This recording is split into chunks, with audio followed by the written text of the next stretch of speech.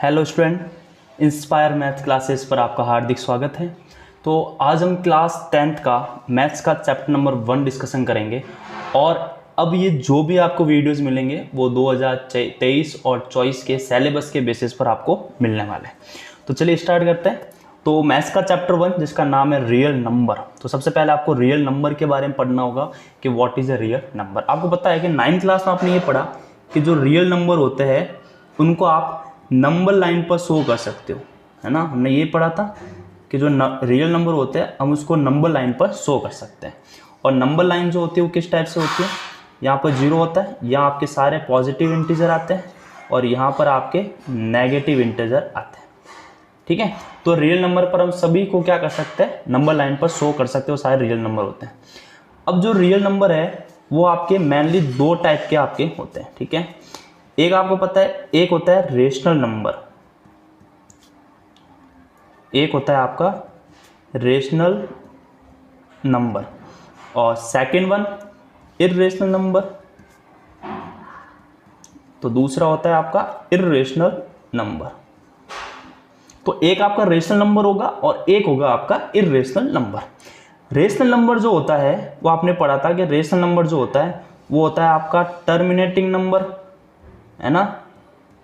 Terminating number, like अगर example देखा जाए टर्मिनेटिंग का, तो जैसे 2/5 हो गया, ठीक है, जिसको मैं 0.4 लिख सकता हूँ। तो टर्मिनेट का मतलब होता है हटाना। अब जैसे भी पीछे 0 आएगा सारा, तो मैं 0 को क्या कर सकता हूँ, यहाँ से हटा सकता हूँ और सिंपली इसको 0.4 लिख सकता हूँ। ठीक है, तो ये टर्मिनेटिंग नंबर हो गया। और टर्मिनेटिंग नंबर कैसा नंबर होता है, रेशनल नंबर। और एक होता है non terminating, non terminating repeating. कौन सा नंबर होता है, नॉन टर्मिनेटिंग रिपीटिंग नंबर। आपको पता है जस्ट लाइक 10/3 है, तो इसको हम लिख सकते हैं 0.33 सो ऑन। तो ये जो नंबर होता है ना, इसको मैं टर्मिनेट कर सकता हूँ। ठीक है, यानी मैं इसको हटा सकता हूँ, लेकिन इसको लिखने का तरीका कुछ इस टाइप से हो जाएगा। तो इसको हम बोलते हैं नॉन टर्मिनेटिंग रिपीटिंग नंबर। इसका मतलब बार होता है, क्या होता है ये, बार। ठीक है, तो इसको बोला जाता है नॉन टर्मिनेटिंग रिपीटिंग नंबर। ठीक है, अब इर्रेशनल नंबर में क्या होता है, ये होते हैं non terminating non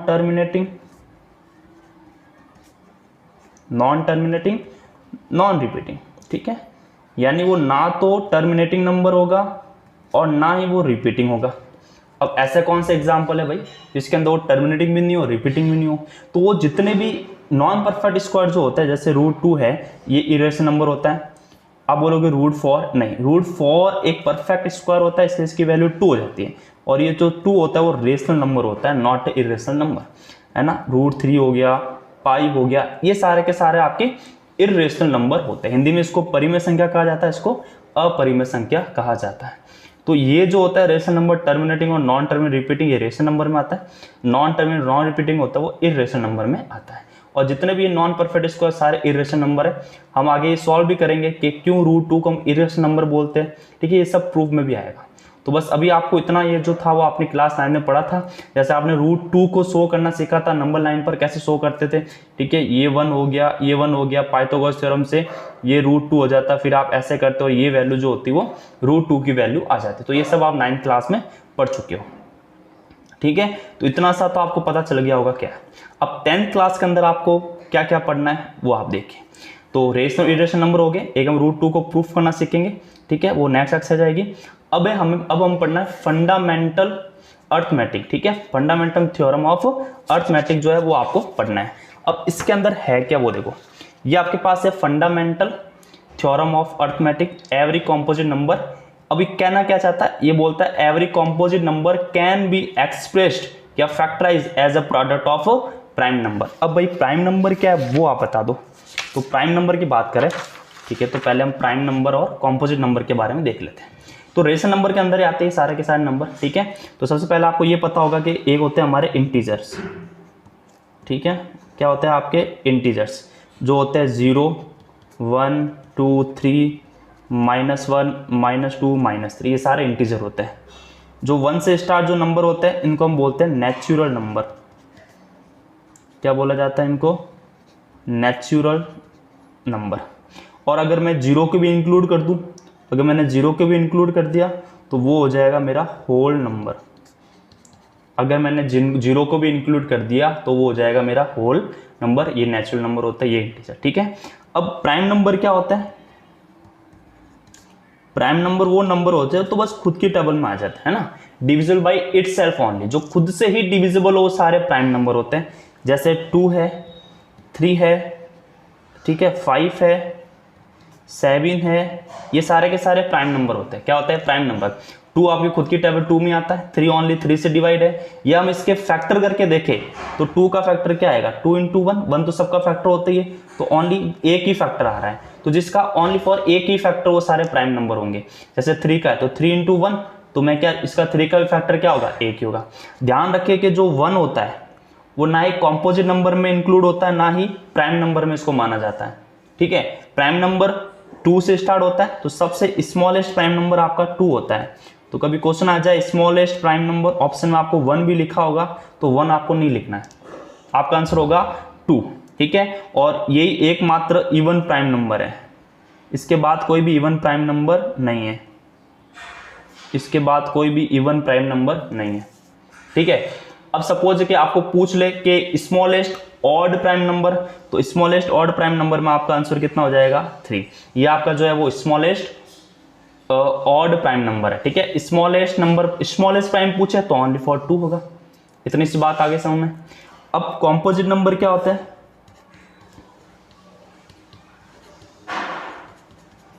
composite number वो होते हैं जिनके 2 या 2 से ज्यादा फैक्टर होते हैं। जैसे मान लो कि आपके पास 6 हो गया, क्या हो गया? 6। ठीक है, तो 6 के आप फैक्टर करोगे तो आएगा 2 इंटू 3, तो इसके 2 फैक्टर हो गए, इसके क्या हो गए? 2 फैक्टर हो गए, तो ये क्या हो गया? कॉम्पोजिट नंबर है। अब इस कॉम्पोजिट नंबर को हमने किसमें शो किया? देखो, प्रोडक्ट ऑफ प्राइम नंबर में एक्सप्रेस किया हुआ, नहीं किया हुआ। तो ये तो फंडामेंटल थ्योरम ऑफ अर्थमेटिक है कि किसी भी हम कॉम्पोजिट नंबर को उनके प्राइम नंबर के प्रोडक्ट में हम उसको एक्सप्रेस कर सकते हैं, चाहे वो कोई भी कॉम्पोजिट नंबर हो। ठीक है, बात है समझ में। तो देखो, बस इसमें यही बोला गया फंडामेंटल थ्योरम ऑफ अर्थमेटिक में क्या है? Every composite number can be expressed या factorise as a product of a prime number. इतनी सी बात आपको क्या करनी है? ध्यान में रखनी। ठीक है, तो क्या बोला हुआ है ये वापस देख लेते हैं। तो क्या बोला है? फंडामेंटल थ्योरम ऑफ अर्थमेटिक बोला है every composite number can be expressed as a product of a prime number. I hope कि इतनी सी बात आपको जरूर समझ में आई होगी। ठीक है, तो जैसे एक एग्जांपल देख लेते हैं। जैसे एग्जांपल आपको ले लो, जस्ट सपोज आपने 144 ले लिया। कितना ले लिया? आपके 144। तो आप 144 के जब आप क्या करोगे? फैक्टराइज करोगे। जैसे 2 से डिवाइड किया तो आ गया 7, 2 से डिवाइड किया तो आ गया 3 और 6। ठीक है, 3 और 6, वापस 2 से किया तो आ गया 18, वापस 2 से किया तो आ गया 9, फिर 3 से किया तो 3, फिर 3 से किया तो आ गया 1। तो 144 को आप किस टाइप से रिप्रेजेंट कर सकते हो? 2 multiply 2 multiply 2 multiply 2 multiply 3 multiply 3। तो बस यही है आपका अर्थमेटिक मीन। ठीक है, अर्थमेटिक थ्योरम ऑफ अर्थमेटिक है आपका। ठीक है, तो ये जो जितने भी ये प्राइम नंबर्स हैं, और आपने क्या किया? किसी कॉम्पोजिट नंबर को उनके प्राइम नंबर के प्रोडक्ट के फॉर्म में एक्सप्रेस किया, उसकी प्रोडक्ट के फॉर्म में आपने लिखा है, तो यही आपके बस ये थ्योरम कहना चाहती है। ठीक है, और इसी की हेल्प से हम निकालना सीखेंगे HCF एंड LCM। HCF का मतलब क्या होता है? तो HCF का मतलब होता है हाईएस्ट कॉमन फैक्टर। ठीक है, कौन सा हाईएस्ट कॉमन फैक्टर आ रहा है वो HCF हो जाएगा, और LCM आ जाएगा लोवेस्ट या लीस्ट भी कह सकते हैं, लोवेस्ट कॉमन मल्टीपल। अब आप इसमें कंफ्यूज मत होना कि what is factor and multiple. देखो, जैसे मान लो ये 12 है ना, 12 को आप 3 इंटू 4 लिख सकते हो ना, 3 इंटू 4। तो ये जो नंबर है ना, ये इनको हम बोलते हैं फैक्टर। तो हम लिखेंगे ऐसे 3 and 4 are factor of 12। 3 and 4 are factor of 12। लेकिन ये जो 12 है वो मल्टीपल है 3 और 4 का, जिनको मल्टीप्लाई करने पर 12 है ना, तो हम ये कह सकते हैं कि 12 इज मल्टीपल ऑफ 3 एंड 4। तो बस ये डिफरेंस है कि ये जो जिनको हम तोड़ते हैं ना ये फैक्टर्स होते हैं, और जिसको तोड़ा जाता है या जिसको मल्टीप्लाई करने पर जो आंसर आता है वो आपका क्या हो जाएगा, उसका मल्टीपल हो जाएगा। क्या हो जाएगा आपका मल्टीपल। तो एलसीएम फाइंड आउट करने के लिए हम लोवेस्ट कॉमन मल्टीपल को देखेंगे और एचसीएफ फाइंड आउट करने के लिए हाईएस्ट कॉमन फैक्टर को देखेंगे। तो आई होप कि इतनी बात आपको इसके अंदर समझ में आई होगी।